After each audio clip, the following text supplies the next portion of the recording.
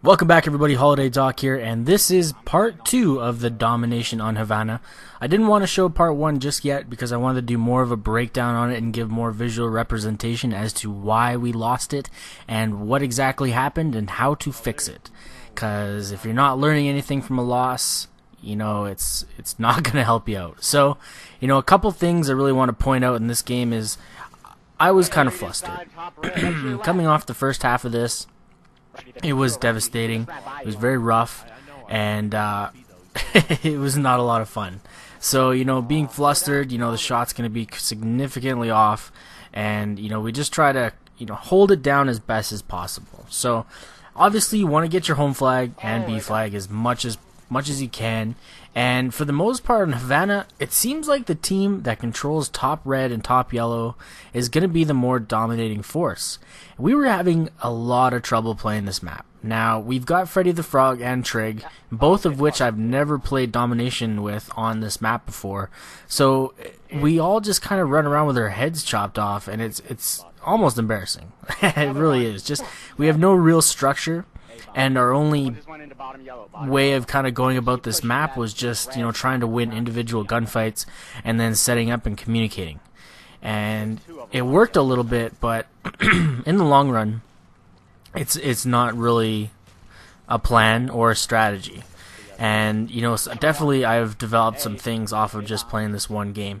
And, scrims are great, and scrims are obviously a lot of fun to, try stuff out.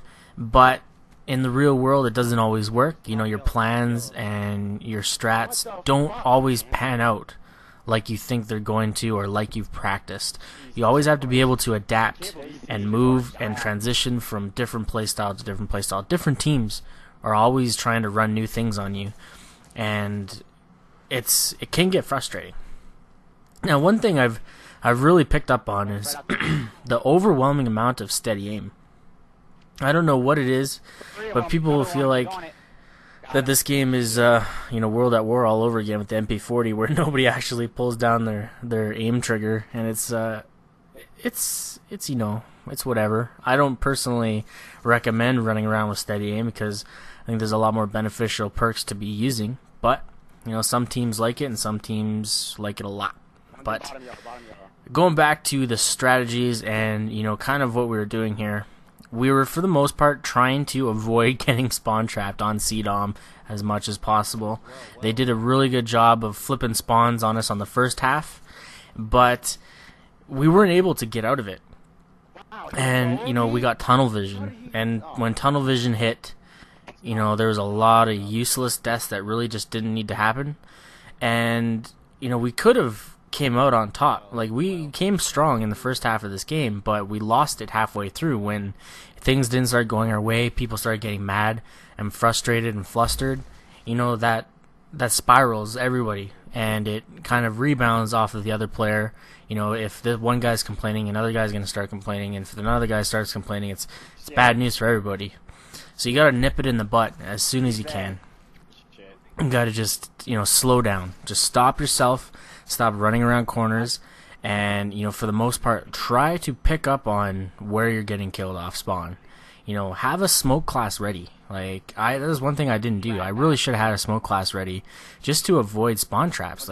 Smokes you're not going to get, as easily picked off out of the spawn. You're going to allow yourself to get a couple seconds to move out and get out of the way and push past.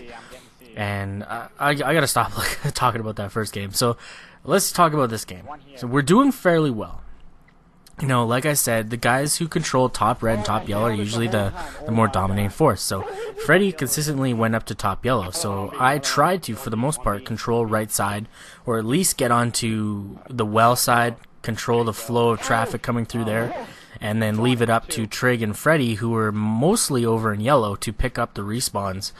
And it was working out for us. It was just sloppy. It just really felt sloppy to me, and that's where practice comes into play. And we're definitely having some issues.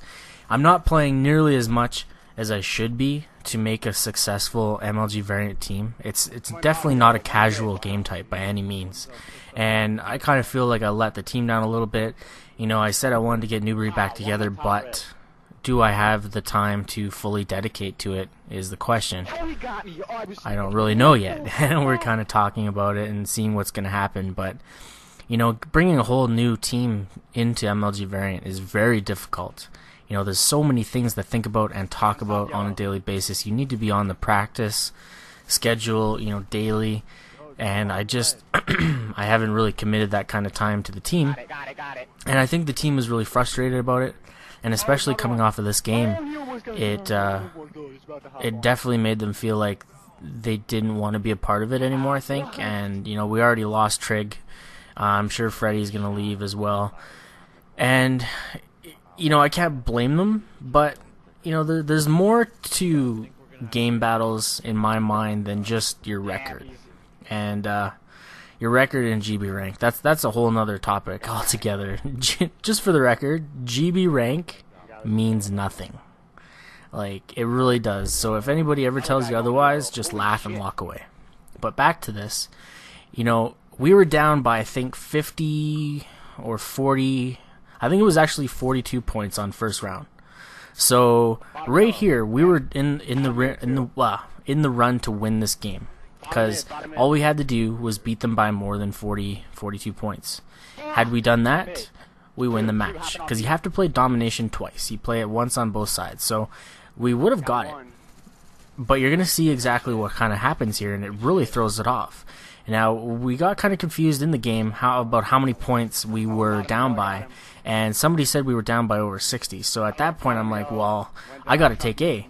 So the first time I went to A, I laid on the ground. Laying on the ground, lowered my hitbox, but I was not able to get away from the grenade. Second time I went to A, I stood on my feet, so I'm able to kind of move and adjust to where the frag grenade's going to go. They weren't throwing Semtexes, so I was pretty safe. So we get to 3 cap. And now I'm just excited. And then right here, all of a sudden, the guy pauses on the screen, kills me, pauses on the screen again, kills Midget. Like, what the fuck is that? And I got another video to just show what kind of bullshit that we had to deal with. And, and as soon as we go to start and we start to win, this weird sort of, lag starts to show up.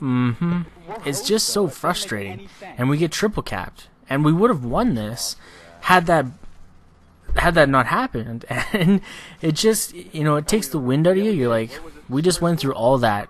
We play a fair game, and all of a sudden this shit happens. It makes you not want to put time and effort into it. And I can really feel for new teams that are trying to get involved with game battles. So, I'm definitely going to do the first half of this because it's beneficial to learn from your mistakes. But anyways, I'm Holiday Doc, and this was part 2. Thanks for checking out the vid.